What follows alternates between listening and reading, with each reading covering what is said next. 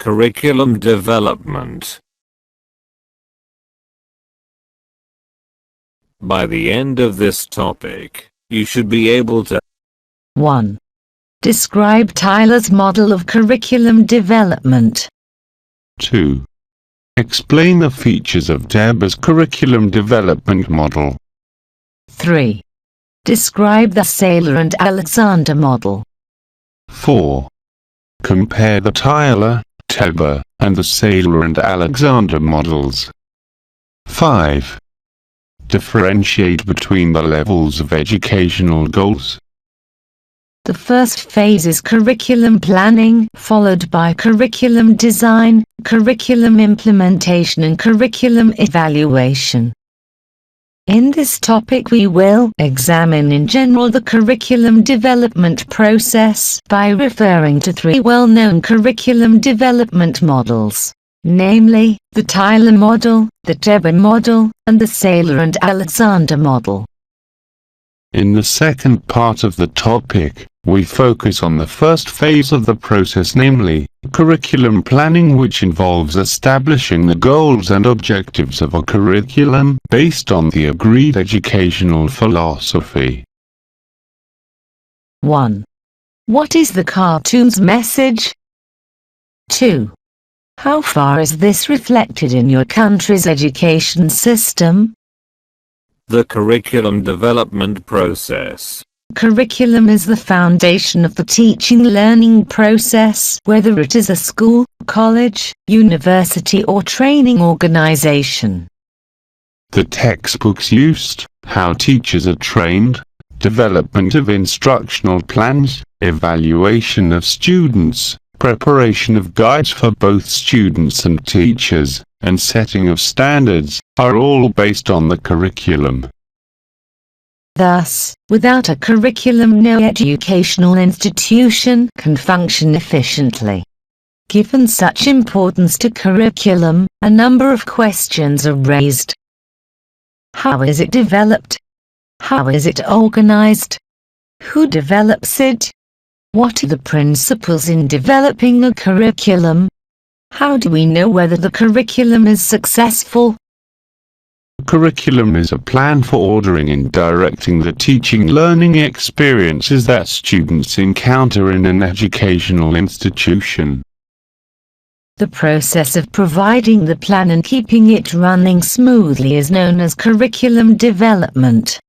Curriculum development is the more comprehensive term, which includes planning, determination of aims and goals, design, implementation and evaluation.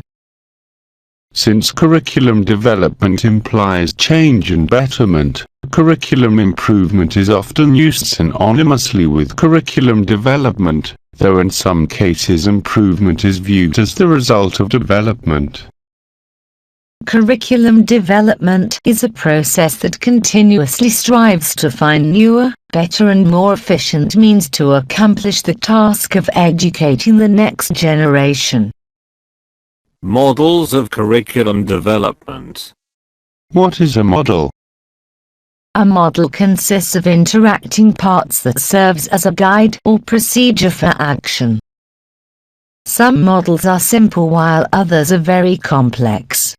In many instances, models are more similar than different and are often refinements or revisions of earlier models. There are many models of curriculum development, but in this topic, we will discuss well-known models. The Tyler model, The Deborah model, the Saylor and Alexander model, Wheeler's model. Kerr model. Each of these models is named after their originator. The Tyler model.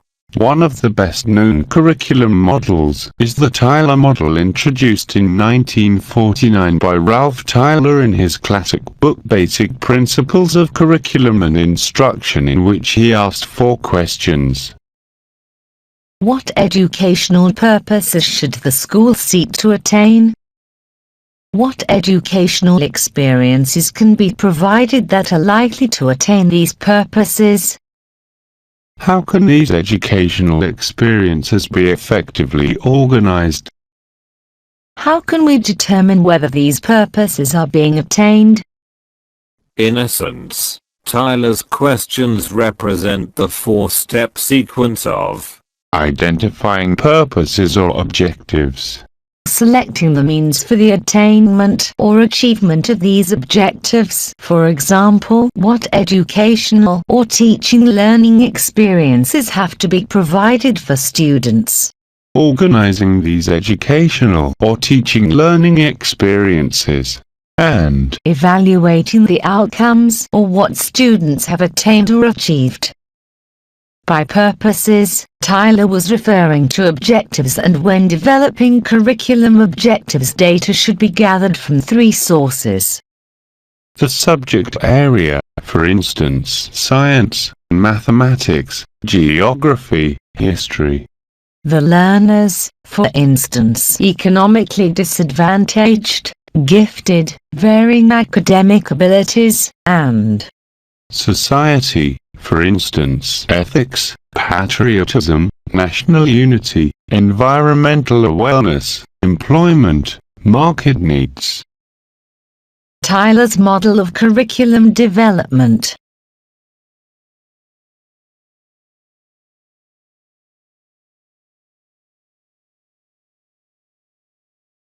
After identifying the objectives, which are the desired learning outcomes, the curriculum developer has to pass them through two screens: the philosophy screen and the psychology screen. Resulting from the specific instructional objectives which state the kind of outcomes that are observable and measurable. The next step is the selection of educational experiences which enable the attainment of the stipulated objectives. The learning experiences have to take into account the previous experiences learners bring to a situation. The learning experiences will have to be selected based on what is known about human learning and human development. Next, Tyler talked about the organization and sequencing of these learning experiences. He emphasized that the experiences should be properly organized so as to enhance learning, and suggested that ideas, concepts, values and skills be used as organizing elements woven into the curriculum. These elements would serve as organizers linking content within a particular subject, for instance history, economics, science, and also determine the method of instruction or delivery of content. Finally, Tyler proposed that evaluation should be an important part of the curriculum development process. It was necessary for educators to know whether the selected learning experiences produce the intended results. For example, if the objective was to develop critical thinking among students, did the learning experiences selected achieve this objective? Through evaluation, it will be possible to determine whether the curriculum was effective or ineffective. There is no denying that Tyler's thinking has greatly influenced the field of curriculum, especially curriculum development.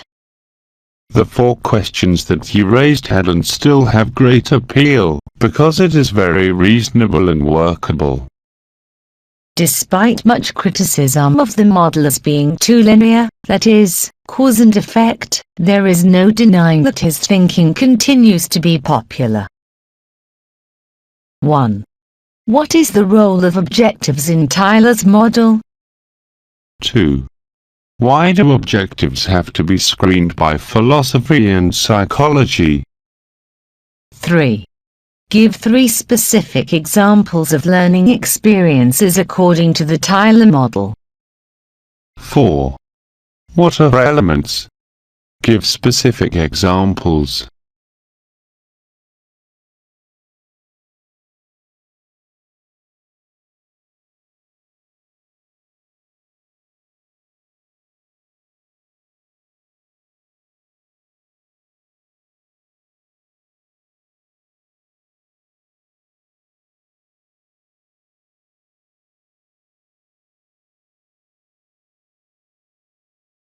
5.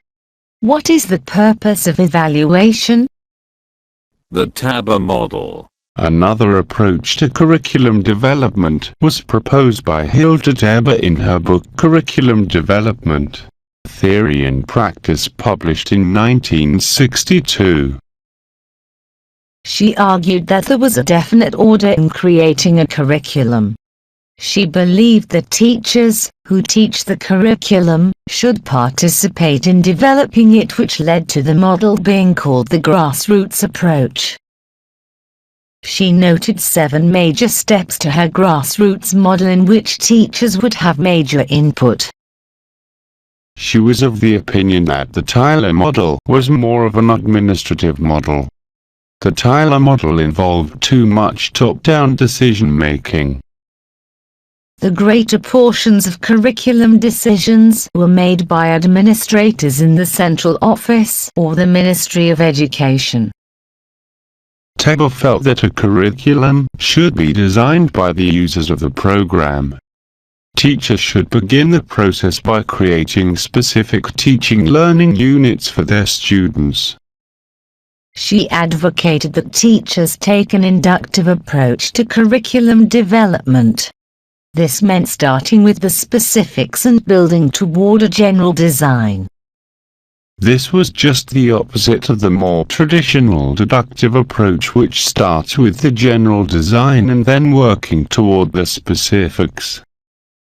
Tabor proposed the following 7 major steps for her grassroots model in which teachers would have major input throughout the curriculum development process. Diagnosis of need. The teacher, who is also that curriculum designer, starts the process by identifying the needs of students for whom the curriculum is planned. For example, the majority of students are unable to think critically. Formulation of objectives. After the teacher has identified the needs that require attention, he or she specifies objectives to be accomplished. Selection of content.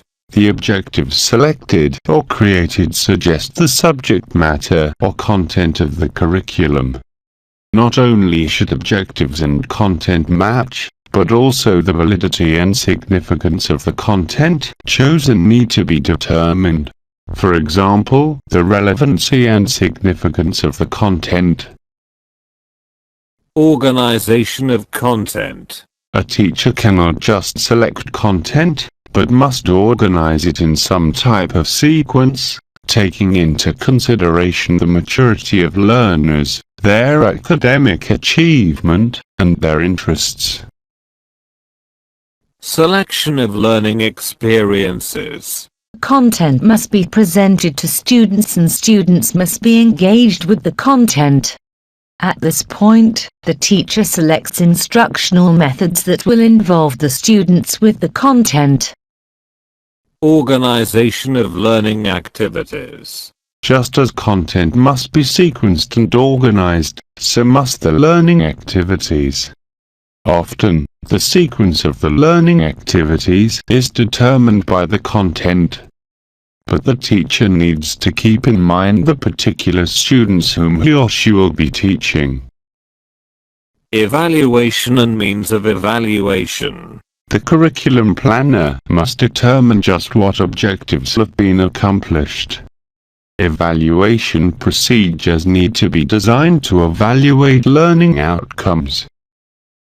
Tabor's model has much merit. However, some argue that teacher involvement throughout the process assumes that they have the expertise and, perhaps more importantly, the time to engage in such an extensive and intensive curricular activity.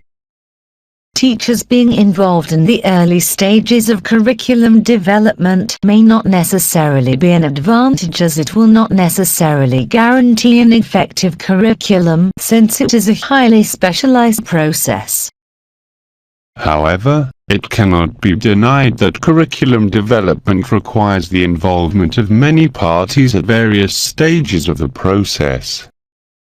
It involves individuals from the central office or the Ministry of Education, district education officers, principals, teachers, community leaders, subject matter experts, academics and even students.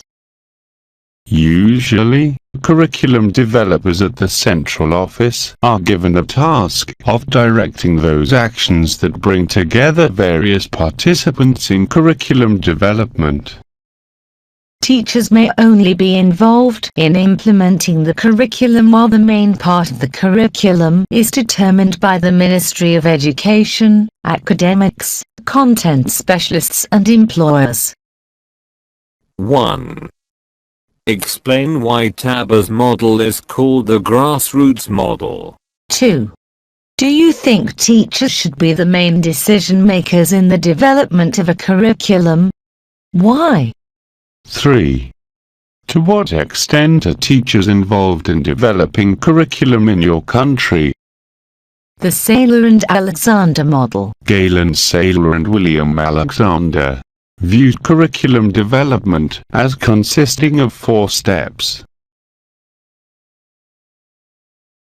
According to them, curriculum is a plan for providing sets of learning opportunities to achieve broad educational goals and related specific objectives for an identifiable population served by a single school center. Goals, objectives and domains. The model indicates that curriculum planners begin by specifying the major educational goals and specific objectives they wish to accomplish.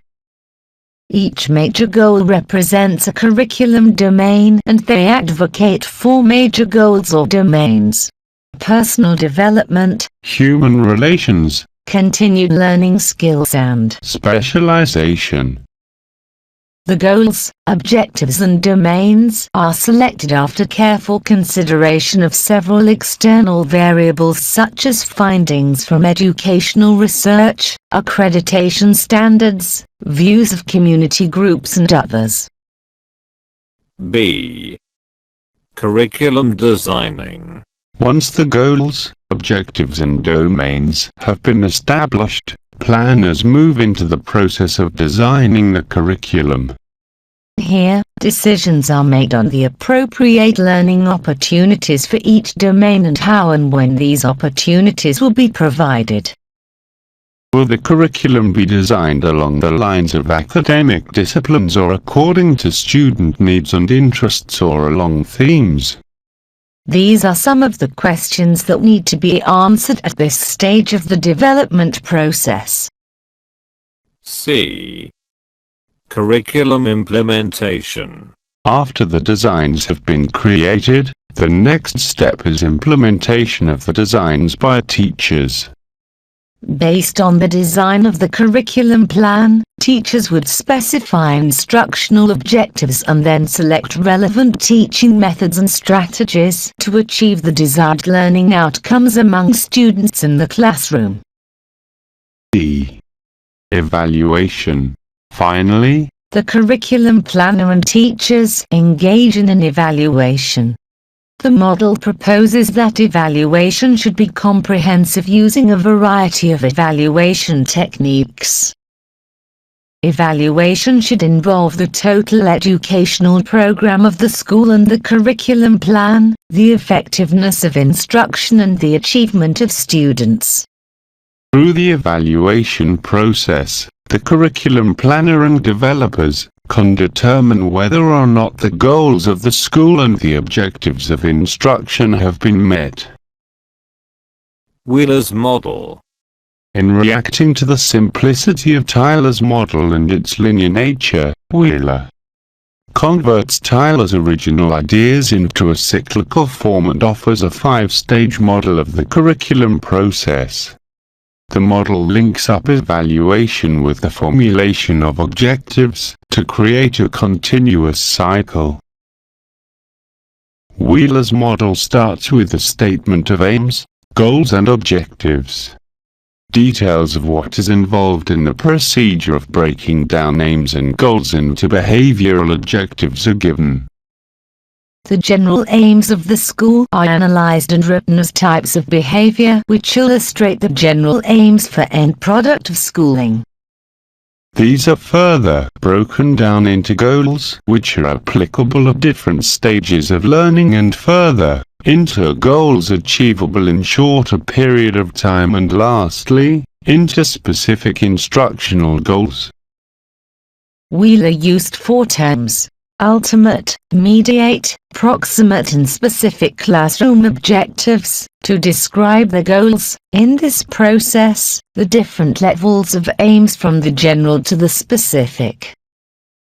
His next stage is the selection of learning experiences, but he differentiated between learning experiences and content. Next 2 stages in Wheeler's process are the organization and integration of learning experiences, and evaluation. The model describes a process which is continuous and does not end at the evaluation stage. There is no significant conceptual difference between this model and that of Tyler except for the cyclic nature of the curriculum process.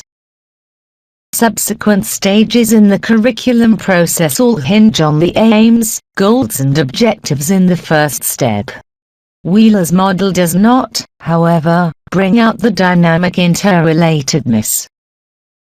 Kerr's model. Kerr proposed that an attempt should first be made at a synthesis of a model in brief outline dealing with objectives, knowledge, learning experiences and evaluation. This is then followed by a consideration of the implications of the model for educational practice. Kerr, therefore, went beyond the basic model to develop a more complicated model in specific operational terms. Kerr divided the domain of curriculum into 4 areas: objectives, knowledge, school learning experiences and evaluation. Simplified version of Kerr model of curriculum design is shown below. The objectives are singled out as very important and should logically be the starting point of the model, because it is possible to start an analysis at any point. Kerr added that we cannot and should not decide what or how to reach any situation until we know why we are doing it. Like Tyler, John Kerr also emphasized the objectives and understood them as changes in pupil behavior. He also specified the learner, society and disciplines as the source of objectives. This embraces the pupil's need and interest, the social conditions and problems which the learners are likely to encounter, the nature of the subject matter and the views of subject specialists. Kerr classified the objectives into 3 groups: Cognitive, affective, and psychomotor.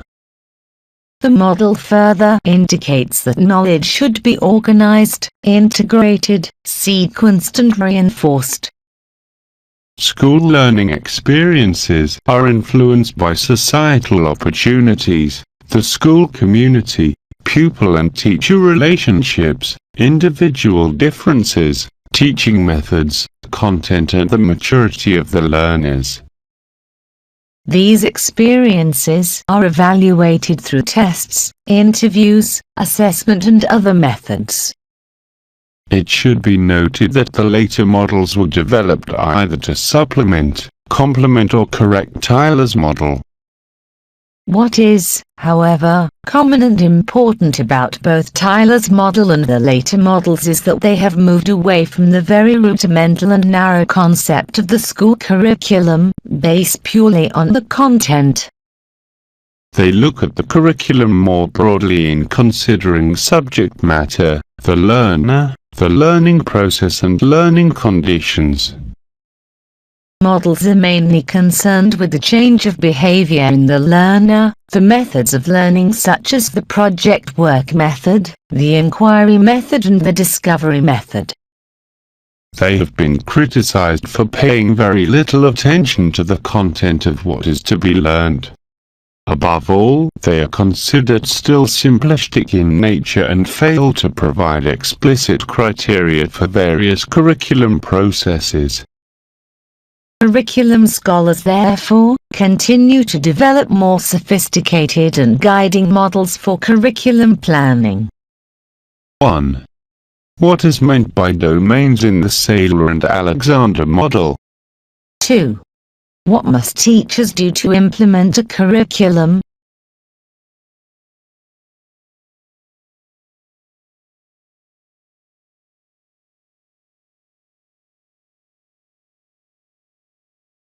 Three. What is the role of evaluation in the Saylor and Alexander model? Models outline a sequence of steps to be taken in curriculum development. Interestingly, the TEBA model emphasizes the role of teachers in curriculum development while the Tyler model focuses on the two screens which objectives have to pass through. However, you should keep in mind that models often are incomplete. They do not and cannot show every detail and aspect of the complicated curriculum process. To depict every aspect in detail of the curriculum development process would require an exceedingly complex and intricate model. In looking at the three models, we cannot say that any one model is superior to another model. Some curriculum planners have followed the Tyler model with considerable success. But this does not mean that the Tyler model represents the ultimate in models for curriculum development or that all educators are satisfied with it. A TOBIS model of curriculum development